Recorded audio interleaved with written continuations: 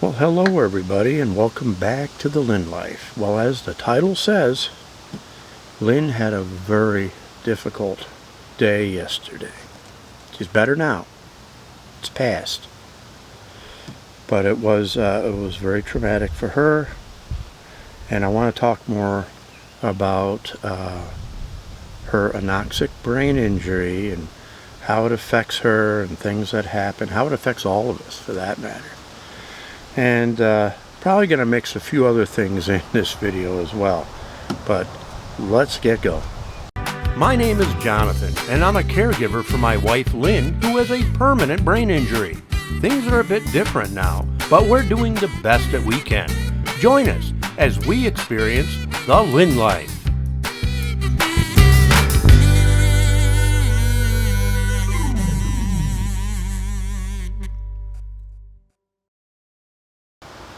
For those of you who are new to this channel, I will say that Lynne has an anoxic brain injury. It's been over 12 years now, and it results from her actually going into cardiac arrest due to her potassium imbalance, and so the blood flow to the brain was cut off. That's what an anoxic brain injury is, as opposed to a traumatic brain injury, which occurs from outside the body, like a blunt blow to the head or something like that.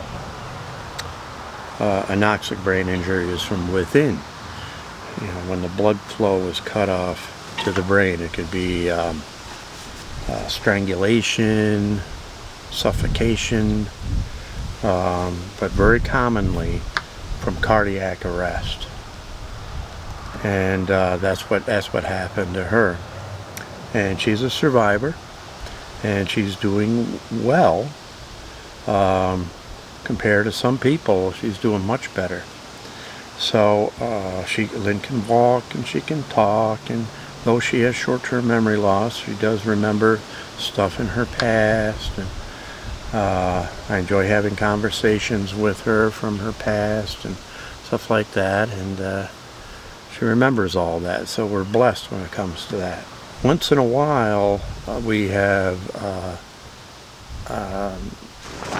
some difficult things that occur, and in this case it's sleep. Sleep is a big deal. She requires a lot of it.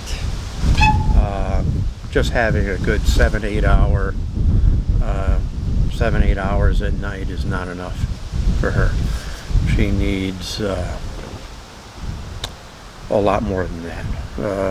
That's just a starter, 7 or 8.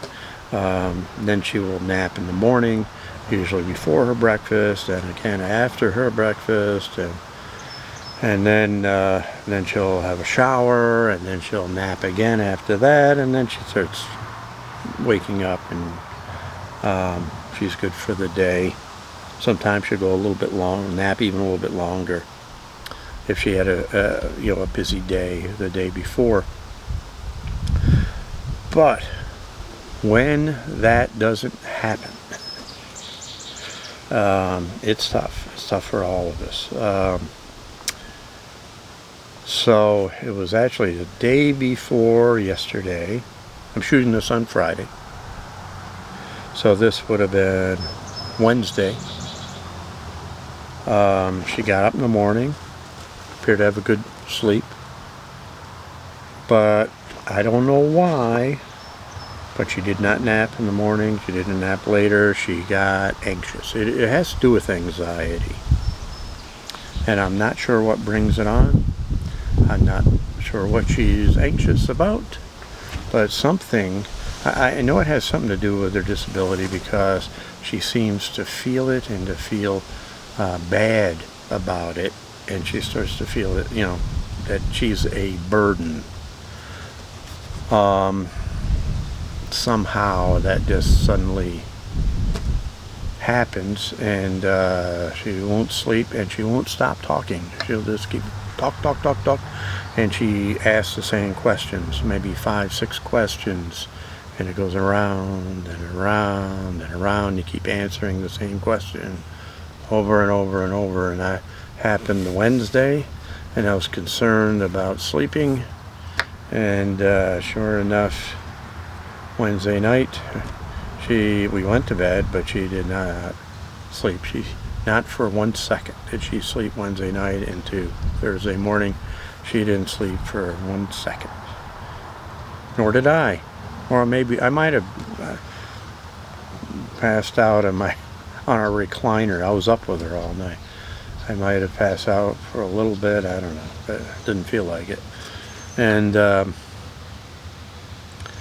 so yesterday was a day without any napping the day before, without any sleep that night, and she didn't nap at all yesterday.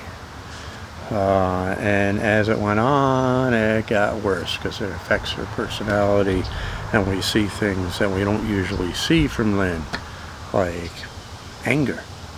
She started getting really angry and nasty at times, and that's not like her. That's not her usually. And we all can get angry and grumpy when we lose sleep, but this is more extreme with her.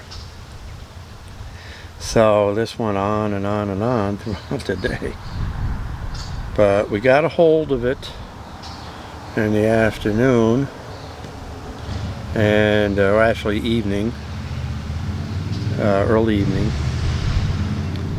and she started winding down after dinner last night, and did sleep last night, thank God, and so did I. So we were originally gonna, last week I was thinking we would do some other things today, like maybe visit someone's on a bike. I was thinking maybe going up to Root Farm or something like that, but she wouldn't have been. I'm glad I didn't plan it because she wouldn't have been able to go. And we'll do it next week. But she did. We finally got her to sleep last night, and she's sleeping now, and she's in a very good mood now too. Once she got that sleep, totally different person. Now she's back to herself. She's all happy and very friendly. Definitely not angry anymore. And we're doing good. So that's where we are. But boy, it's tough. It's a tough one. It's scary. But it doesn't happen that often. Every couple months maybe. So the record is it's gone 3 days before. 3, not 2, 3. 3 full days of that. They're really wear you out. But this was one night, 2 days. 2 days of it. Yesterday was the worst. So, but we got through it. Now, there are different methods I can use. I've tried everything. There isn't much doctors can do. They'll prescribe meds. I'll be honest with you, even like a sleeping pill. Yesterday, she'd blow right through that. It wouldn't. It doesn't make her drowsy enough to go to sleep. So anything like that, it's not enough. Not enough to knock her out. And if I requested things like Ambien or something like that, and they wouldn't give me enough. They'd only give me like 3 or 4 pills. They're very, very careful with anything like that. So I have found other ways of coping with that when it happens every couple months. And the one thing that worked last night, which I give her in an oil, I infuse in an oil, but I give her cannabis I infuse it in oil, like a infused coconut oil, and I put it in an eyedropper under her tongue, 2 eyedroppers full, and it takes about an hour and a half, 2 hours for it to really start getting into her bloodstream and affecting, and it worked like a charm last night. I didn't have any made up the night before. I wasn't sure I needed it yet. You don't know. You don't always know when it's coming. Is this it? Is this it? I don't know. But that's the one thing that seems to work if I can catch it. The time that it took, she went 3 days like that, I hadn't discovered that yet. But I've done a lot of research and stuff like that, and that kept coming up. Way of dealing with, it's the way some people deal with anxiety anyways. And I just give it to her right under the tongue. She hates the taste. She is aware of what it is. And so I have to follow it with a gummy, and I follow it with a melatonin gummy. And that took an hour and a half before it started hitting her, and it worked. It was just enough that took the edge off. So at 8 o'clock, when she takes her regular, I call it her nighttime pills, there is a over-the-counter sleep med in there that I give her, and that in combination with another thing she takes for anxiety at night did the trick. But it calmed her down enough so that would work.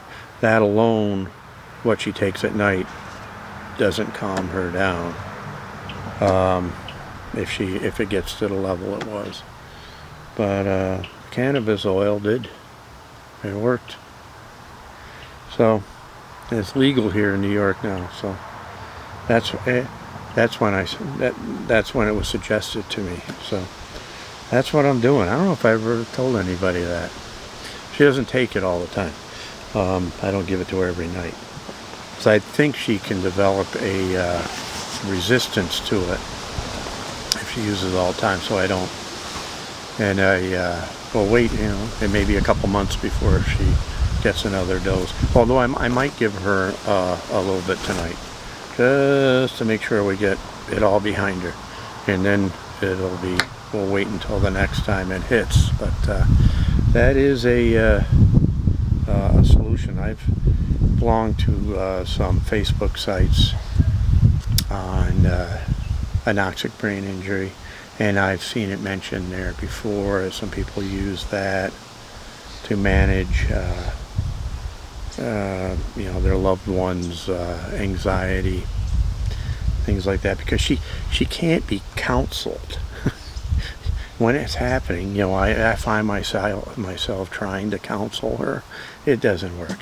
It's impossible because she has such short-term memory. She doesn't remember what I just told her. So that doesn't work. It's got to be, you got to give her something to take the edge down, and then let other stuff take over. And once she sleeps, once she gives into it and she starts sleeping, she's out. She's out. She was snoring up a storm last night. So tired. So that's why today she is very tired. Very, very tired. Oh, the oil, the cannabis oil, I make it myself. YouTube is wonderful, not just for watching the Lynne Life. These were things that I knew nothing about. I didn't know anything about making cannabis oil. So I got I think it's called a deboxinator or something like that. It's like a little thing. It's only about that big. It's like a little oven. You can control it, and there are a few steps in doing that. And I use coconut oil. I don't make a whole lot of it, enough to last for a while since she's not using it all the time. And coconut oil has a high fat content, and that's what the THC in the cannabis is attracted to. That's when it gets infused in there.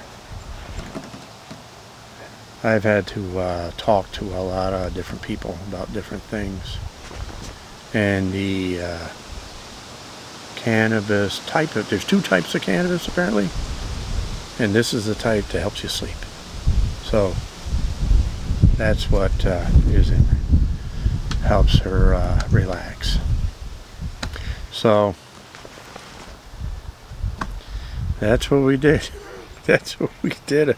So the secret is out. I've actually said it on the Lynne Live that on occasion Lynne will use cannabis, and we aren't using it medically. We don't get medical. I actually grew it last year here in the patio. Never did that before either. But that way I feel better. It's all been, I don't have to trust anybody else. I know what it is. I know what I'm giving her. It hasn't been laced with anything else or something like that. So that's what I did. I did that last year. So yeah, it worked. And so that's the method I use to control Lynne's anxiety due to the anoxic brain injury. The anxiety, it flares up once in a while and causes her not to sleep, and which is very important for her. Very, very important. So we're past it. Everything is good now. It's a beautiful day. Shifting to another subject now. Justin and I did all our vegetable plants. They're all in. We didn't do it yesterday, the day before yesterday, before she lost sleep. We planted lettuce, some basil, some parsley, some long hot peppers. We have 2 mounds over there that we had pumpkins planted. And zucchini. I planted zucchini. That's another area that we grow zucchini. And next we're going to put some flowers here on the patio. Going to do that. Today I cleaned my grill, my gas grill. Also decided this is the last year for my gas grill, that I will have to replace it by next year. This is the 24th season for my gas grill. It's a Weber. I highly recommend Weber grills. I have replaced a few parts on it that are rusted, but now the rust is kind of, it's getting away from me here. So I think it's time. We'll get through this year because I cleaned it all out. I think we're good. And next year I'll replace it and get another Weber. And we're going to grill. We're having seafood tonight. It's Friday. So we're going to have shrimp, grilled shrimp and scallops, along with some poblano peppers and cherry tomatoes. And I'm going to put them in a sort of a lime. It'll be a combination of lime juice, oil, garlic, salt, pepper, maybe a pinch of cayenne pepper in that, and I'll kind of marinate them in that, and I'll put them on skewers and grill them. Be delicious. And Lynne's looking for it. Lynne likes seafood. Justin loves seafood even more than Lynne does. So we're going to do that. That'll be special. Maybe even a margarita out here. It's a beautiful day. Today is mid-70s. Not a cloud in the sky. Don't see a cloud. It's Memorial Day weekend. Tomorrow's supposed to be a fairly decent day too, and Sunday, but Memorial Day looks like it's going to rain. Now, my friend and neighbor Lou and I traditionally go for a ride on Memorial Day, ride to Sylvan Beach, and I'll talk to him tonight. I think we're going to have to do that on Sunday. We have to miss some of the Indy 500 for this. But ride out to Sylvan Beach on Sunday because it's supposed to be a decent day, and Monday is not. So maybe I'll vlog that. I may vlog that trip out. I did last year. I'll do it again this year. We'll see. We'll see. All right. So those are a few little updates, and there's I've come out with it as far we've come out with as far as Lynn's how I treat Lynn sleeping now.